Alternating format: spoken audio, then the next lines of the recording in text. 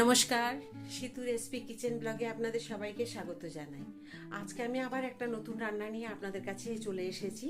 সেই রান্নাটা আপনারা হয়তো সবাই রান্না করেছেন, খেয়েছেন, তো একটু আমারটা আলাদা। আপনারা দেখবেন, রান্নাটা পুরো দেখলে আপনারা বুঝতে পারবেন। তো সেই রান্নাটা কি, আজকে আমি করছি চিংড়ি মাছের ডালনা। তো অনেকগুলো চিংড়ি মাছ খুব সুন্দর বড় বড় দেখে নিয়ে এসেছে। তো চিংড়ি মাছগুলো তো বুঝতেই পারছেন, একটু ছাড়িয়ে খোসা ছাড়িয়ে তো দিয়ে দিয়েছে, কিন্তু বাজার থেকে তো সে পেটের যে তলায় যে সে কালো একটা শিরা থাকে, সেটা বা পিঠের যে একটা সাদা সুতোর মতো থাকে, সেগুলোকে ফেলে দিতে হয়। তো ওইগুলো না খেয়ে, ওইগুলো খেয়ে নিলে না শরীর খারাপ করে, যার জন্যে ওইগুলো বাঁচতে একটু সময় লাগে।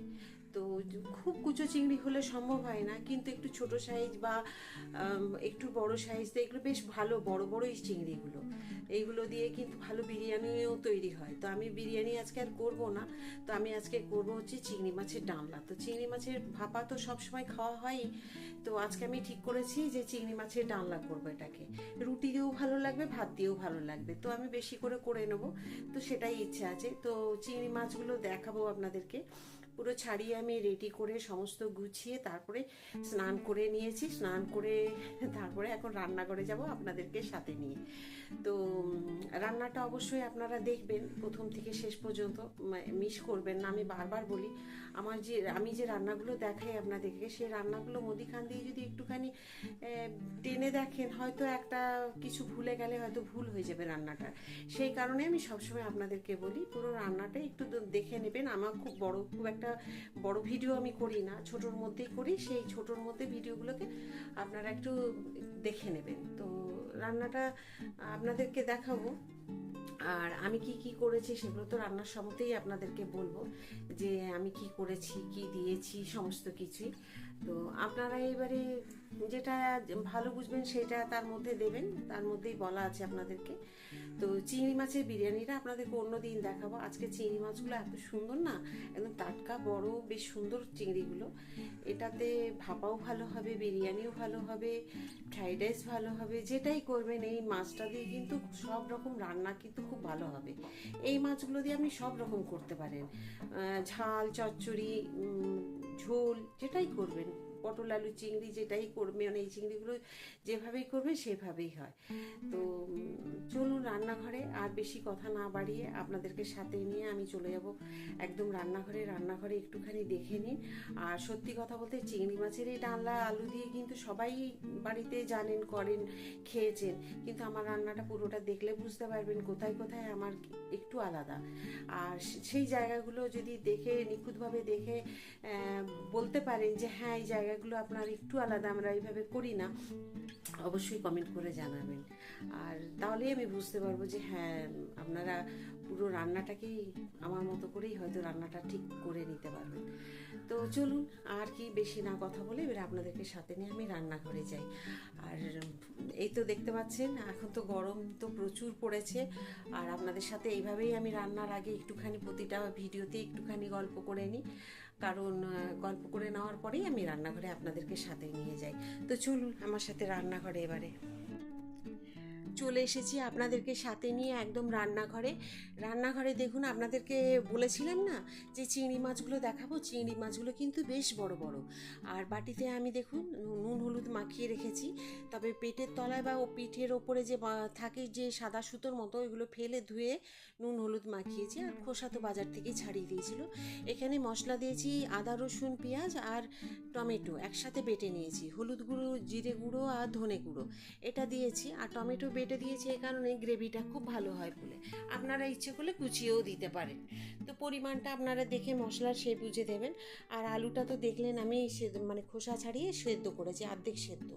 কড়াইয়ে তেল দিয়ে দিয়েছি, তেল দিয়ে তেলটা দেখুন খুব সুন্দর গরম হয়ে গেছে, দিয়ে দিলাম চিংড়ি মাছগুলো। চিংড়ি মাছগুলো কিন্তু খুব বেশি আঁচ দেবেন না, খুব বেশি আঁচে কিন্তু চিংড়ি মাছ পুড়ে যাবে।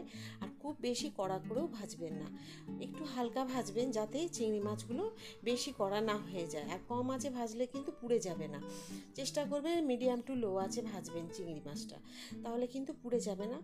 আর খুব কড়া হয়ে গেলে কি হয়, সব লাল ভাজা, তাহলে শক্ত হয়ে যায় চিংড়ি মাছ।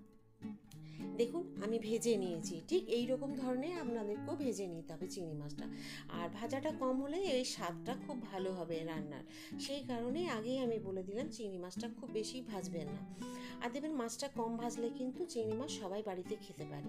চিংড়ি মাছ ভাজার পরে আমি আবার কড়াইয়ে তেল দিয়ে দুটো তেজপাতা দিয়েছি। তেজপাতাগুলো অবশ্যই ধুয়ে ব্যবহার করবেন, আমি সব ভিডিওতেই আপনাদেরকে বলি, কারণ তেজপাতার অনেক নোংরা থাকে। সেদ্ধ করা আলুগুলো দিয়ে দিলাম তেলে।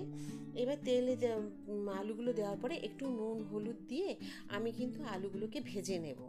সেটাও কিন্তু মিডিয়াম টু লো আঁচেই ভাজবো, কারণ খুব বেশি আঁচটা বাড়িয়ে দিলে পুড়ে গেলে তাহলে কিন্তু তরকারির স্বাদটা নষ্ট হয়ে যাবে। সেই কারণে আমি একদম মিডিয়াম টু লো আছে আলুগুলোকেও সুন্দর করে ভেজে নেব। একটু সময় লাগবে, লাগুক, তাতে ক্ষতি নেই, কিন্তু রান্নাটা তো ভালো হবে। এই কারণেই আমরা কি করি, আলুটাকে একটু ভালো করে দেখুন ভেজে নিলাম একদম কম আছে। তো এইভাবে আলুটাকে ভেজে নেওয়ার পরে একটু ধৈর্য ধরে উল্টে পাল্টে একটু নুন হলুদ দিয়ে দেখুন। আর তেজপাতাটা এই কারণেই দেওয়া হয়, তেজপাতা দ্বারা কিন্তু বেশ ভাজা হয়ে কিন্তু তরকারির সাথে কিন্তু এটা বারবার ওটার মধ্যে মানে সুন্দর ওঠে। এই কারণেই তেজপাতাটা দিয়ে আলুগুলোকে ভাজা হয়। ব্যাস, আলুগুলোকে এবার আমি তুলে নিলাম, আলু ভাজার তেলের মধ্যেই দিয়ে দিলাম পেঁয়াজগুলো। আঁচটাও থাকবে কিন্তু ওই মিডিয়াম টু লো, আর বেশি আঁচ বাড়িয়ে দিলে কিন্তু পেঁয়াজগুলো পুড়ে যাবে। পেঁয়াজটা হবে লাল লাল করে ভাজা, যেই রকম আমরা সব তরকারিতে পেঁয়াজ ভাজি, আপনারা তো নিশ্চয়ই জানবেন। ঠিক সেইভাবেই যারা জানেন না তাদেরকেও বলে দিচ্ছি, যারা নতুন রান্না করবেন একদম হালকা পেঁয়াজটাকে খুব একটা পুড়িয়ে দেবেন না। ব্যাস, দিয়ে দেবো একটুখানি চিনি। আর আমি দেখুন চিনিতে আর টমেটো দিয়েই যেটুকু রং হবে তরকারি সেইটুকুই হবে। আপনারা ইচ্ছে করলে কাশ্মীরি লঙ্কার গুঁড়ো বা শুকনো লঙ্কার গুঁড়ো এগুলো আপনারা ব্যবহার করতে পারেন। আমার তো শুকনো লঙ্কা বা কাঁচা লঙ্কা কোনোটাই বাটা দিতে পারবো না তরকারিতে, যার জন্য গোটা কাঁচা লঙ্কা আমি দিয়ে দেবো। বেটে রাখা মশলাটা এখন আমি দিয়ে দেব, দিয়ে আর খানিকক্ষণ এটাকে অন্তত 2-3 মিনিট ধরে কম আছে আমাকে কষিয়ে নিতে হবে মশলাটা। এইভাবে কিন্তু মশলাটাকে একটুখানি টাইম নিয়ে কষিয়ে নিতে হবে। কষিয়ে নিলে কি হবে, বেশ গন্ধটা আদা রসুন পেঁয়াজে চলে যাবে। আর খুব বেশি আঁচে দিলে কি হবে, মশলাটা পুড়ে যাবে, অথচ আদা রসুনের পেঁয়াজের গন্ধ থেকে যাবে। দিয়ে দিলাম ভাজা আলুগুলো। পরপর কিন্তু স্টেপগুলো আপনারা দেখুন আমি কিভাবে করছি, একটু তো আলাদা হবে, আমি এইভাবে করছি, ঠিক আপনারাও এইভাবেই করবেন। তাহলে দেখবেন খেয়ে একবার অন্তত বাড়িতে তৈরি করে খেয়ে দেখুন যে স্বাদটা কি একটু আলাদা হয়েছে কিনা। ব্যাস, একটু সময় নিয়ে আলু মশলা এগুলোকে একটুখানি ভেজে নিলাম। দিয়ে দিলাম আমি নুনটা আপনাদের প্রয়োজন মতো যেরকম ঝোলটা রাখবেন সেইভাবেই। এই রান্নায় আপনারা ঝোলও রাখতে পারেন বা মাখাও রাখতে পারেন বা মিডিয়ামও রাখতে পারেন, যেটা আপনাদের ইচ্ছে। বাড়ির মানুষের মেম্বার অনুযায়ী আপনারা যেভাবে করবেন আর কি, তো সেই বুঝে আপনাকে কিন্তু নুনটা নিয়ে নিতে হবে। তো নুনের স্বাদটা তো ঠিক বলা যাবে না, যে যেরকম খাই তাকে সেইভাবেই নুনটা নিতে হবে। নুনটা নিয়ে নেওয়ার পরে কিন্তু দেখুন আমি একটুখানি সমস্ত মিশিয়ে নিলাম। আলাদা করে আমি একটা জায়গাতে গরম জল করে নিয়েছিলাম, উষ্ণ গরম জল। তো উষ্ণ গরম জলটা দিলে কিন্তু তরকারির স্বাদ কিন্তু খুব ভালো থাকে, আর কাঁচা জল দিয়ে দিলে কিন্তু তরকারির স্বাদটা কিন্তু একটু পাল্টে যায়। তো সবসময় চেষ্টা করবেন সব রান্নাতে একটু তরকারিতে গরম জল বা ঝোলে গরম জল দেওয়ার। তো গরম জল বা উষ্ণ জলটা যেটা হয় সেটা দেবেন। পাশে একটা জায়গাতে বাটিতে একটু গরম জল বসিয়ে দিলেই সঙ্গে সঙ্গে ওটা দেওয়া যায়। তো ব্যাস, এবার চিংড়ি মাছগুলো আমি দিয়ে দেবো। সব চিংড়ি মাছগুলো আমি দিয়ে দিলাম। এই চিংড়ি মাছগুলো সমস্ত কিছু দেওয়ার পরে কিন্তু আমি এটাকে একটুখানি ঝোলটা ফুটে যাওয়ার পরেই কিন্তু আপনাকে একটা আলাদা জায়গাতে কিন্তু ঝোলটা পুরো ঢেলে নিতে হবে। ঝোলটা আলাদা একটা বাটিতে পুরো ঢেলে রেখে দিতে হবে। দিয়ে তারপরে আবার কড়াইয়ে তেল দিয়ে একটুখানি তেলটা গরম হয়ে গেলে দিয়ে দিতে হবে লবঙ্গ, এলাচ, দারচিনি, একটু হামালদিস্তায় থেতো করে আপনি দিয়ে দেবেন। দিয়ে দেওয়ার পরেই কিন্তু দিতে হবে একটু কালো জিরে। আর এই রান্নাটাতে আপনি কালো জিরে ব্যবহার করবেন। কালো জিরে করলে কিন্তু তার স্বাদ বা গন্ধ আলাদা হবে। যদি ঝোল করেন তখন কিন্তু আপনি সাদা জিরে দিতে পারেন, কিন্তু এইটাতে কালো জিরে দেবেন। কালো জিরে দেওয়ার পরেই কিন্তু আপনি যে ঝোলটা বাটিতে আলাদা ঢেলে রেখেছেন সেটাই কড়াইয়ে দিয়ে দেবেন। ব্যাস, কড়াইয়ে দিয়ে দেওয়ার পরেই দেখুন একদম ফুটতে থাকছে। এই সময়তেই আপনাকে দিয়ে দিতে হবে বাড়িতে যে ঘি দেবেন আর গরম মশলা দেবেন। তো ঘিটা আর গরম মশলাটা দিয়ে দেওয়ার পরেই কিন্তু কড়াইটা একদম ঢাকা দিয়ে রেখে দিতে হবে। খাবার সময়তে খুলবেন বা আলাদা একটা বাটিতে ঢেলে রাখবেন ঢাকা দিয়ে। কিন্তু আপনি কসুরি মেথি বা ধনেপাতা ব্যবহার না করাটাই ভালো, কারণ চিংড়ি মাছে কিন্তু ঘি গরম মশলার গন্ধটাই খুব ভালো লাগে। আপনারা ইচ্ছে হলে ধনে পাতাটা খেতে পারেন, কিন্তু কসুরি মেথিটা একদমই দেবেন না। তো আপনাদের যদি আজকে আমার এই ভিডিওটি দেখে ভালো লাগে, অবশ্যই কিন্তু একটা লাইক করে দেবেন, আর সাবস্ক্রাইব করতে কিন্তু একদম ভুলবেন না।